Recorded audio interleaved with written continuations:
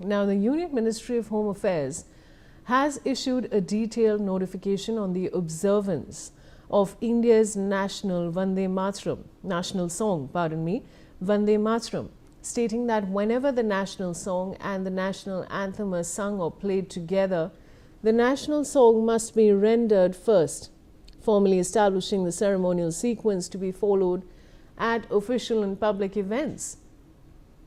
The notification lays down comprehensive guidance on the official version of the national song Vande Mataram, the occasions on which it is to be played or sung, and the decorum to be maintained by institutions and the public.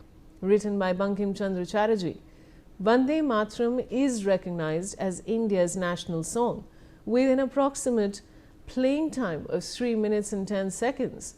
According to the MHA, the official version of the national song is to be played at civil investiture ceremonies, on the arrival and departure of the President, at formal state functions and other government-organized events, immediately before and after the President addresses the nation on All India Radio or television, and on the arrival and departure of governors or lieutenant governors at formal state functions within their respective states or union territories.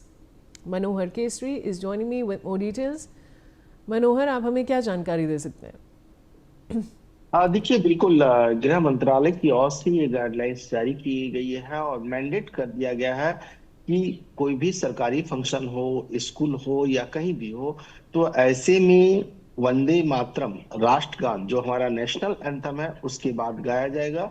इसके लिए समय निर्धारित है, 3 minute 10 second का होगा और साथ ही साथ इसमें 6 छंद मतलब 6 पैराग्राफ जो है तो शामिल है।